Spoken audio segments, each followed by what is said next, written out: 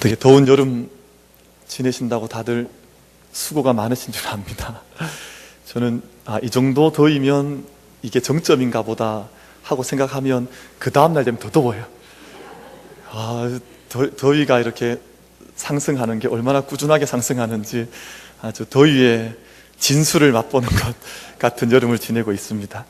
그런데 한 가지 깨달은 것이 있는데 우리 한번 따라하면 좋겠습니다. 기도하기 좋은 계절입니다. 믿으십니까? 덥다고 해서 기도하는 것을 게을리하거나 믿음의 삶을 게을리하는 것은 더위와 환경에 지는 일인 것 같아요. 그런데 기도 가운데 그런 깨달음을 얻었습니다. 이럴 더울 때일수록 기도하는 것이 우리의 믿음의 뜨거움과 열정으로 이 환경을 이겨나가는 좋은 방법이 되는구나 하는 그런 깨달음을 얻었습니다. 다 동의하십니까? 바로 동의 잘 안 하시잖아요.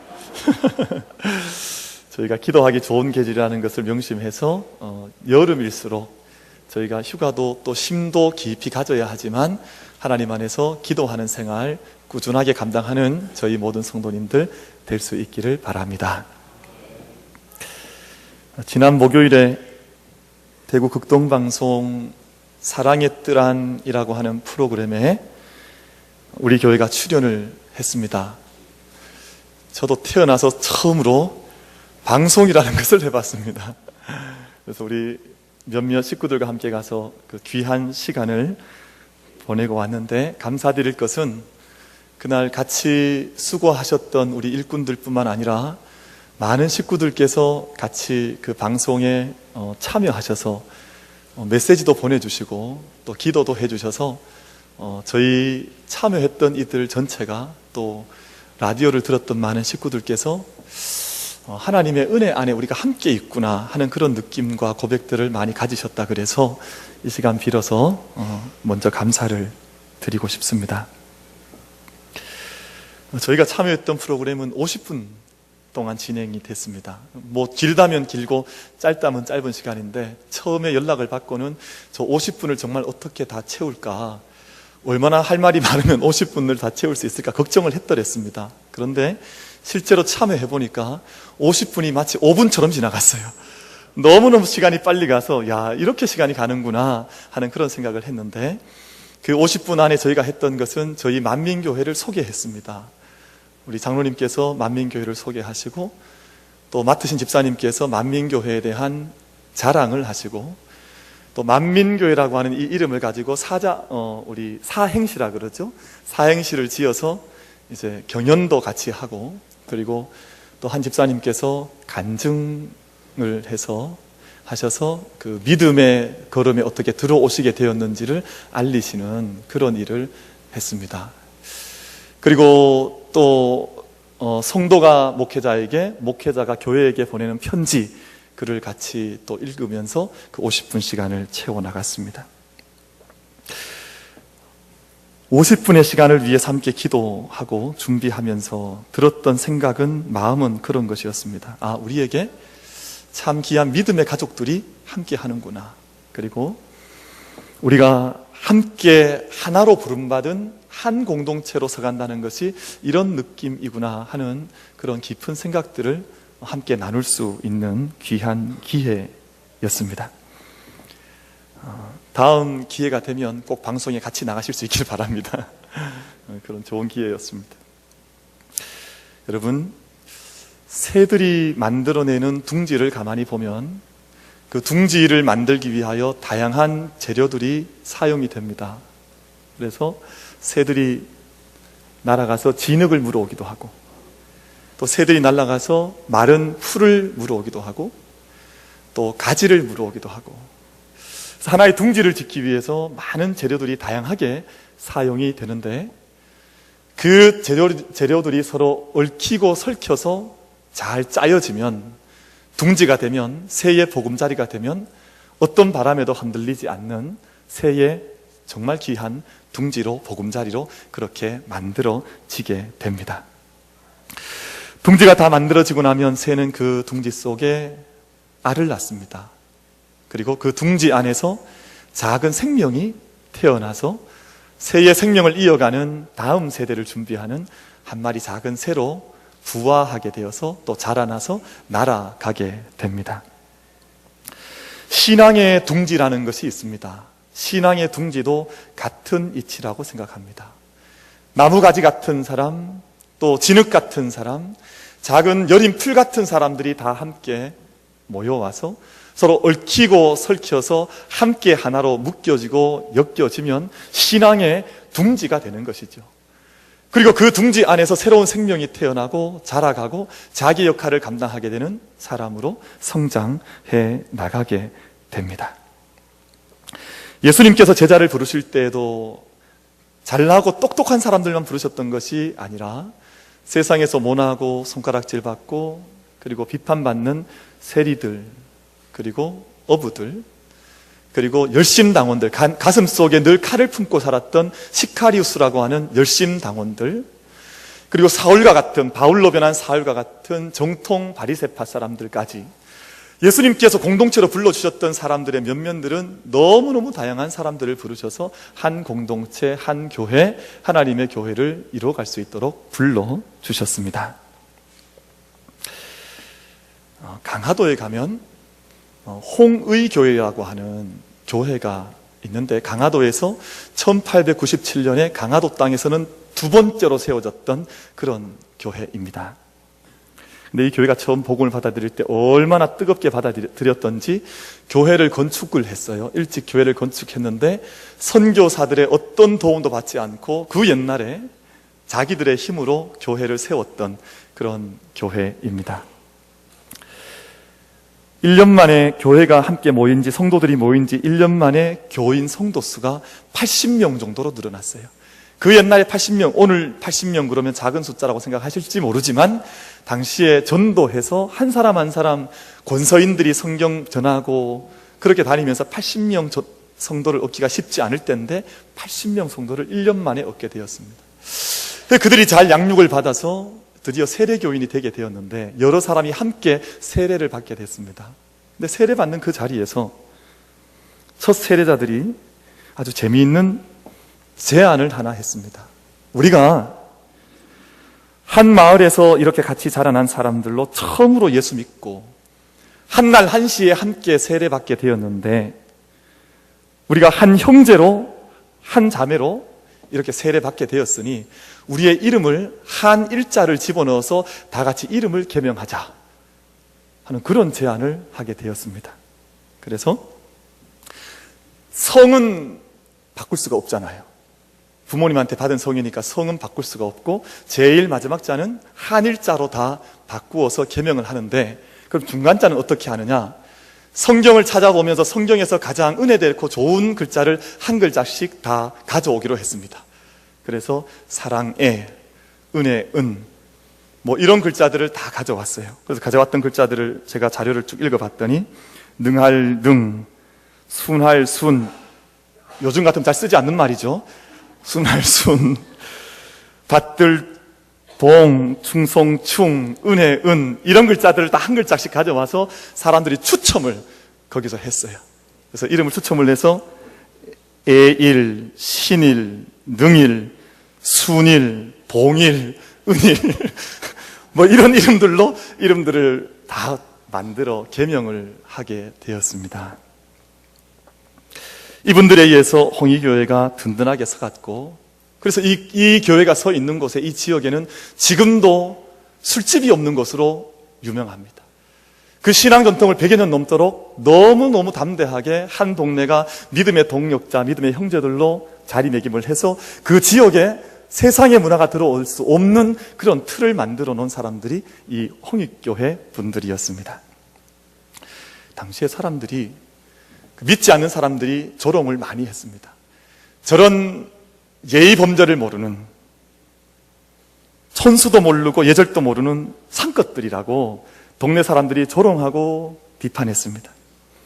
그런데 가만히 생각해 보면 홍익교회 교인들은 복음 안에서 한 형제가 된다는 것이 어떤 의미인지, 한 교회 안에서 함께 태어나서 함께 신앙생활 한다는 것이 어떤 의미인지를 어떤 교회 성도들보다도 더 뜨겁게 깨닫고 실천했던 사람들 중에 한 성도들이요 교회였던 것을 알 수가 있습니다.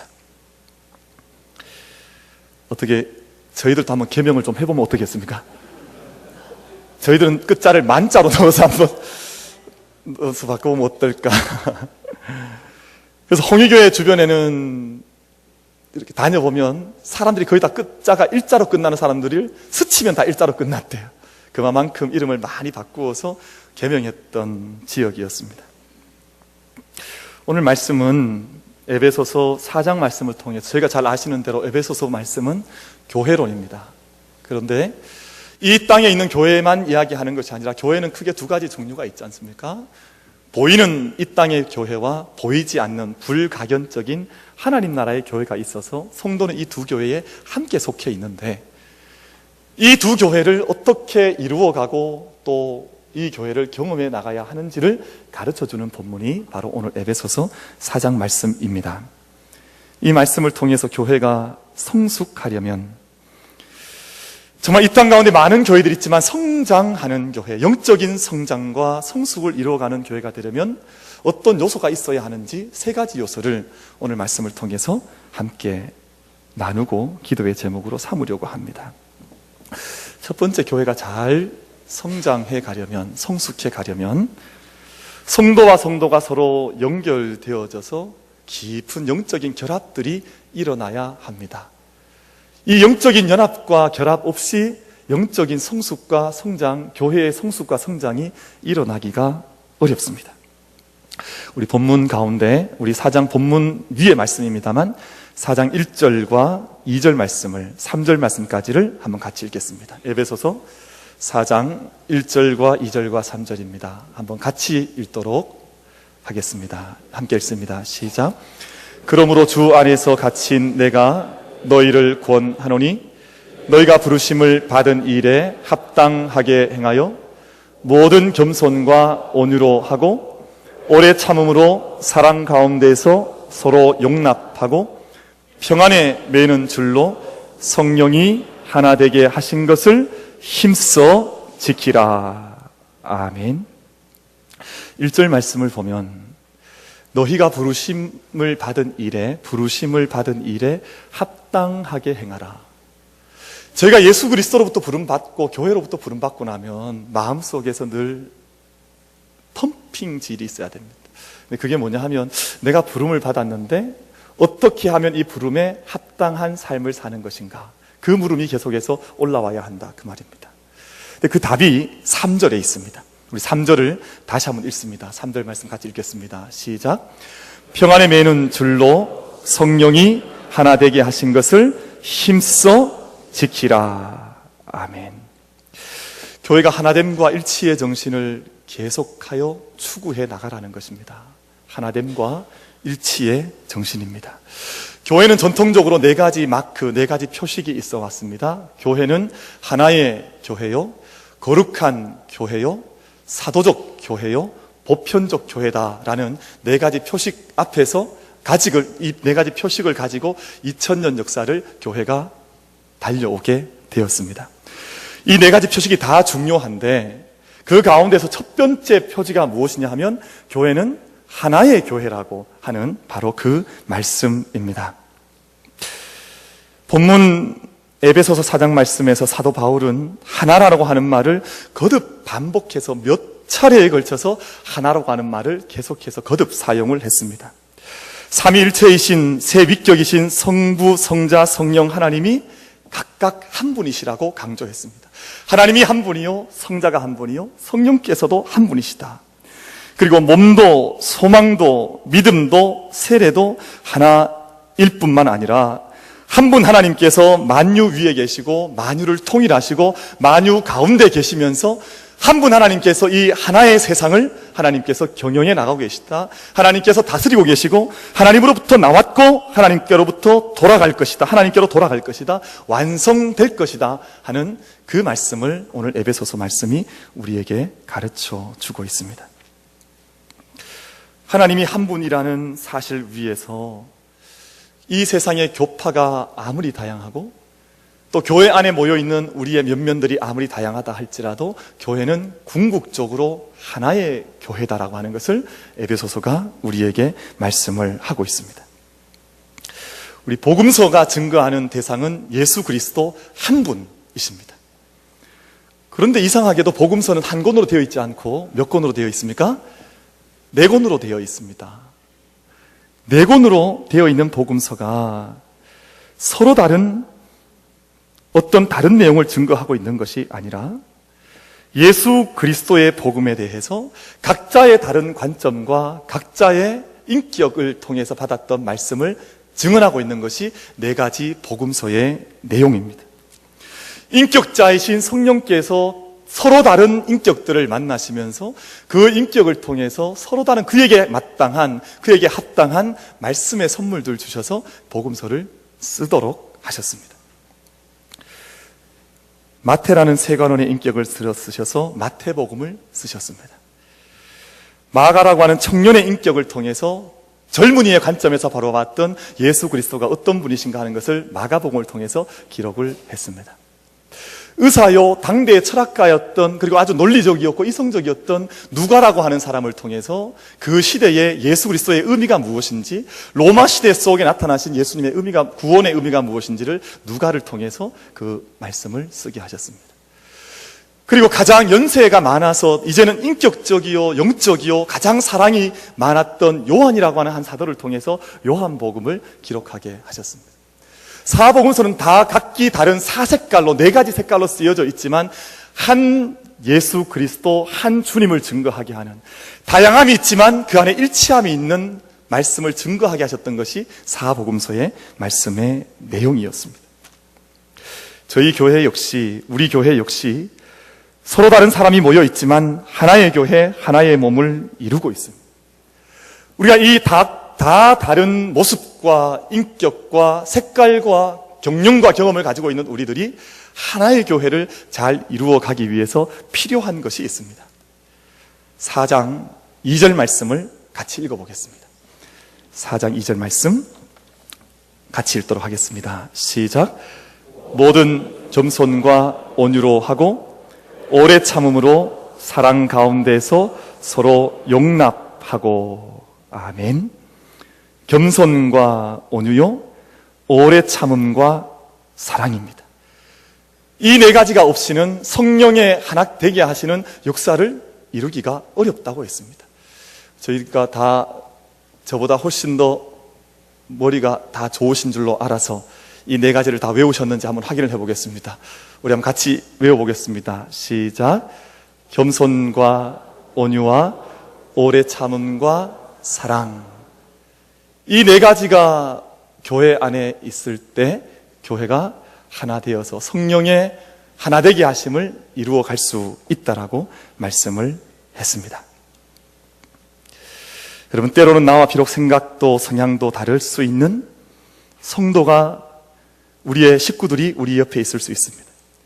그러나 우리가 이런 네 가지 마음을, 믿음의 마음을 가질 수 있게 하는 이유는 바로 이분을 위해서 주님께서 십자가에 달리셨고, 이분을 위해서 주님께서 십자가에서 모든 것을 내어주셨다고 하는 마음과 믿음을 가지게 될 때 저희가 방금 봉독했던 겸손과 온유와 오래 참음과 사랑으로 서로를 대해 나갈 수 있습니다.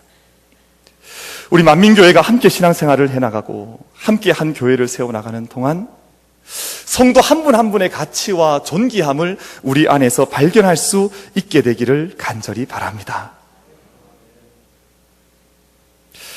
어린아이를 만날 때에도, 어르신을 만날 때에도 우리가 주일날 주의 전에 와서 만나고 있는 사랑하는 성도들 그 얼굴 속에서, 눈빛 속에서, 우리 함께 이 예배하는 예배 교제 속에서 우리가 함께 존귀하게 만났다고 하는, 그래서 오늘 예배를 마치고 집에 돌아가셨을 때 그 감동이 마음속에 다가오셔야 됩니다.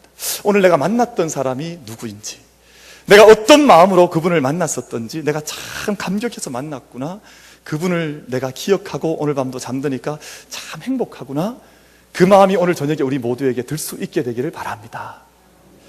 오늘 저녁에 누구 기억하시겠습니까? 다 마음에 한 번씩 생각을 하셔야 돼요.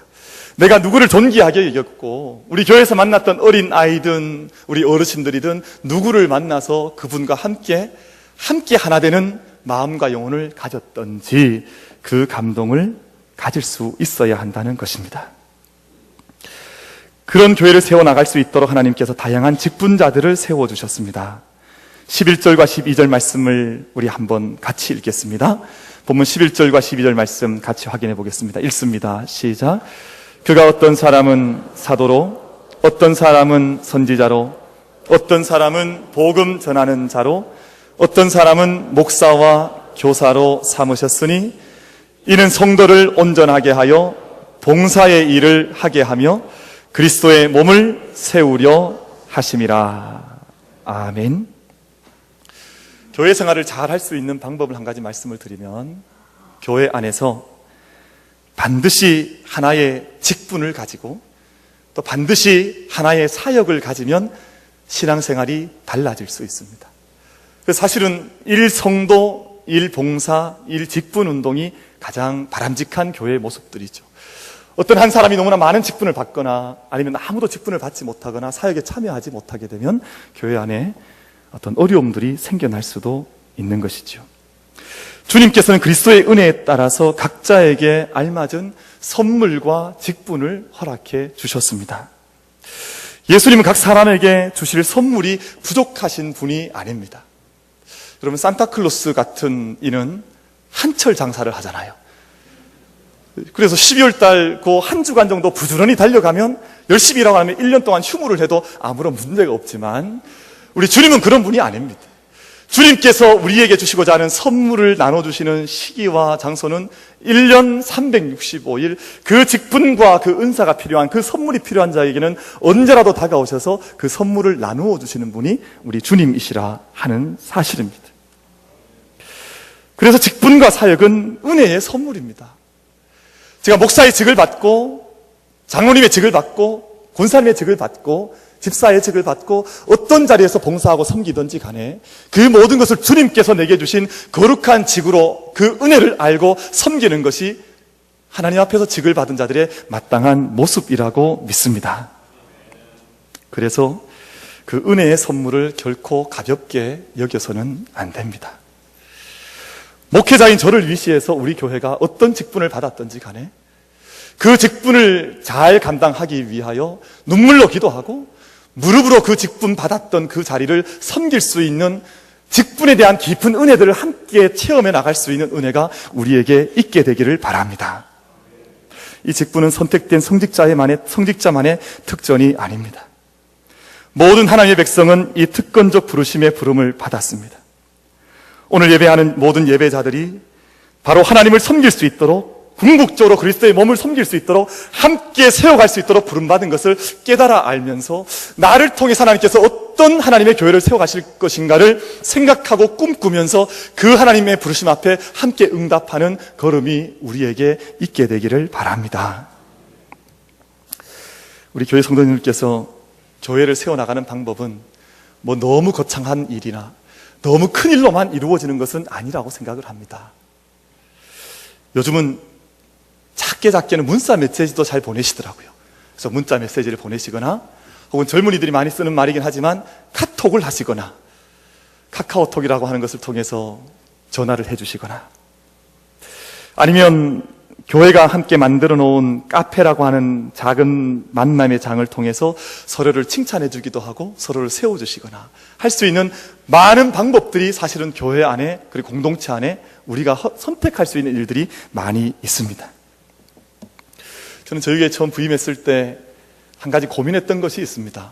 다른 고민을 했던 것은 아니고, 저희 교회 홈페이지가 없더라고요. 와서 봤더니. 그래서 홈페이지가 있으면 좋겠는데, 그리고 좀 그럴싸한 홈페이지가 있으면 좋겠다 생각을 했지만, 카페 활동을 보니까 카페 활동이 잘 되고 있어요. 근데 많은 경우에 홈페이지는 잘 만들어져 있지만 그 홈페이지에 사람들이 참여하거나 서로 사랑을 나누거나 격려하거나 함께 발길을 옮기는 것은 약한 것이 사실인데, 저희 교회 카페는 봤더니 많은 분들이 그래도 참여하시고 들어와서 글을 남기시고 그 안에서 서로를 격려하는 좋은 운동들이 일어나는 것을 바라보면서 아무도 참여할 수 없는 홈페이지보다는 카페의 기능이 훨씬 더 좋지 않을까 하는 생각을 하고 그 자리에 저도 함께 참여해 보게 되었습니다. 교회를 설명하기 위해서 여러 가지 모델들을 사용해서 교회를 설명하는 모델이 있습니다. 그런데 어떤 설명하는 방법이 있냐 하면 버스 모델이 있어요. 교회를 버스에 비유해서 설명하는 겁니다.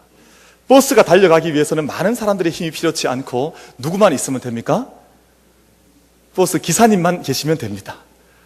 그래서 버스 기사님만 끼어서 운전을 잘하면 뒤에 다 앉아있는 분들, 타 있는 분들은 졸든지 주무시든지 어떤 일을 해도 관계가 없습니다. 여러분, 이런 교회의 모델 모형이 좋다고 생각하십니까? 나쁘다고 생각하십니까? 답은 다 이미 하셨다고 생각을 합니다. 교회의 모델이 그런 모델이 아니라, 보스형의 모델이 아니라 오늘 말씀을 통해서는 몸의 모델을 에베소에서 말씀을 하셨습니다.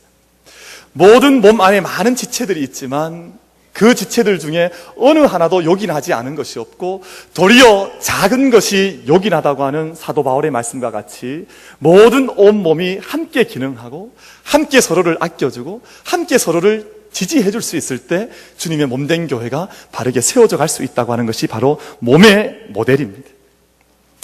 존 스토트라고 하는 분이 16세기가 만인 제사장직을 회복한 때였다면 21세기는 성도가 사역을 회복해야 되는 때라는 그러한 지적을 했습니다. 아무리 작은 사람이라 할지라도, 아무리 작은 소자라 할지라도, 어린 아이라 할지라도 교회의 모든 성도들이 함께 참여하여서 자기의 자리에서 자기의 지체됨을 지켜나갈 수 있고 드러낼 수 있는 직분들을 가지는 것이, 사역을 감당하는 것이 바람직하다고 지적을 한 것입니다. 저희 교회 안에서 이루어지는 많은 사역들이 있는데 그 모든 사역들을 통해서 그저 습관적으로 사역을 하는 것이 아니라 그저 습관적으로 설교를 하고 습관적으로 찬양을 하고 습관적으로 아이들을 가르치는 것이 아니라 자신의 사역과 자신의 점유하고 있는 그 교회 안에서의 자리들이 생명력을 드러낼 수 있는 교회의 영적 자리가 될 수 있도록 하나님 앞에 그렇게 기도하고 교회를 함께 섬겨나갈 수 있는 은혜가 우리 모두에게 있게 되기를 바랍니다. 사랑 안에서 참된 것을 행할 때 하나님께서 그 교회를 사용하신다고 했습니다. 다양한 섬김 가운데 교회가 아래로 뿌리를 깊이 내리고 위로는 열매를 많이 맺어 나가려고 하면 그런 교회가 되기 위해서는, 성숙한 교회가 되기 위해서는 예수 그리스도를 믿고 아는 일에 하나가 되어서 그리스도의 장성한 분량을 이루어 가야 한다는 것이 오늘 에베소서 4장 말씀의 경고입니다. 그리고 그 사랑 안에서 참된 것을 행할 때 그리스도에게까지 자라갈 수 있다고 말씀을 하셨습니다. 믿고 아는 일에 하나가 되어지는 것. 그래서 함께 믿는다고 하는 감동을 누리거나 아니면 예수 그리스도를 알아가는, 믿음을 알아가는 일을 위해서 함께 마음이 합해지는 경험을 하거나 사랑 안에서 참된 것을 행하기 위해서 우리가 함께 예배드리기도 하고 또한 우리가 함께 하나님의 부르심 앞에서 우리의 삶을 함께 하기도 할 때 교회가 건강한 성숙과 성장을 이루어갈 수 있다고 오늘 에베소서에서 말씀을 하고 있습니다. 저희 집에 중학생 아들이 있고 초등학생 딸이 있습니다.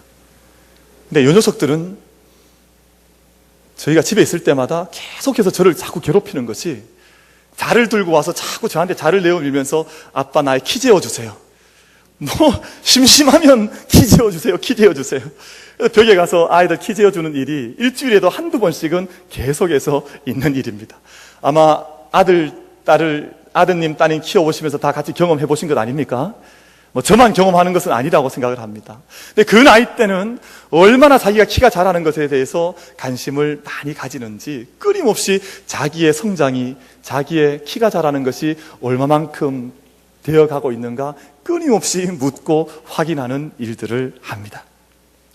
저는 교회가 건강하게 성장해 가려고 하면, 교회가 깊은 영적인 성숙을 함께 이루어 가려고 하면 우리가 서 있는 그 자리가 어떤 자리이며 오늘 우리가 예배를 통해서나 교제를 통해서 또 한 번 어떤 영적인 자리로 발돋움을 했는가에 대한 끊임없는 질문들이 일어나야 한다고 믿습니다.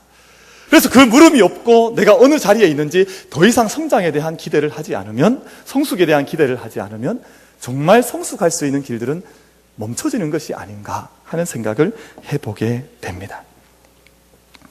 1492년까지 스페인이 통치하고 있었던 지브랄타 해역이라고 하는 곳에는 작은 편말이 서 있었다 그럽니다. 그 편말에 라틴어로 네 플러스 울트라라고 하는 글이 써져 있었는데 그 뜻은 영어로 no more beyond라고 하는 그런 뜻이었다 그럽니다.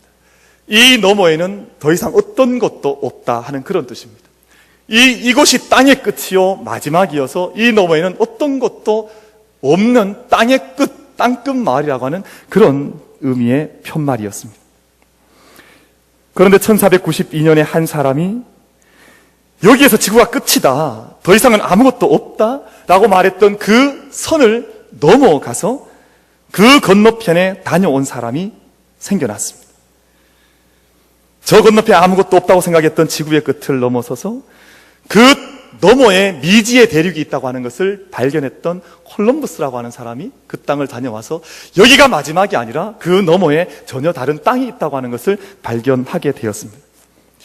그 후에 사람들이 이 세 글자 가운데에서 첫 글자를 지웠다 그럽니다. No more beyond. 여기에는 더 이상의 땅이 없다고 썼었는데 이제는 no라고 하는 말을 지우게 되면서 more beyond. 이곳을 넘어가면 더 많은 것들이 있다고 하는 그런 편말로 다시금 세워서 붙였다고 하는 것입니다. 교회를 향한 우리의 고백도 마찬가지여야 하지 않겠습니까? 우리 개인을 향한 믿음의 여정에서도 동일한 고백을 우리가 할 수 있어야 하지 않겠습니까? 우리가 오늘 이 자리에서 머무르려고 하지 말고 하나님께서 우리에게 어떤 다음의 시간을, 다음의 은혜를 우리에게 주실지 우리가 한번 기대하면서 more beyond라고 하는 여기를 넘어서 주의 은혜를 기다리려고 하는 그런 마음을 우리가 가질 수 있게 되기를 바랍니다. 우리 16절 말씀을 마지막으로 읽고 말씀을 맺도록 하겠습니다. 16절 말씀에 세 가지 원리, 오늘 제가 나누었던 세 가지 말씀이 다 들어져 있는데 우리 16절 말씀을 함께 읽고 마치도록 하겠습니다. 함께 읽겠습니다. 그에게서 온몸이 각 마디를 통하여 도움을 받음으로 연결되고 결합되어 각 지체의 분량대로 역사하여 그 몸을 자라게 하며 사랑 안에서 스스로 세우느니라. 아멘. 세 가지 말씀을 드렸습니다. 각 마디를 통하여 서로 도움을 받고 연결되고 결합하는 교회가 되라, 성도가 되라. 아무리 작은 분량이라 할지라도 각 지체의 분량대로 역사하여 그 몸을 자라게 하라.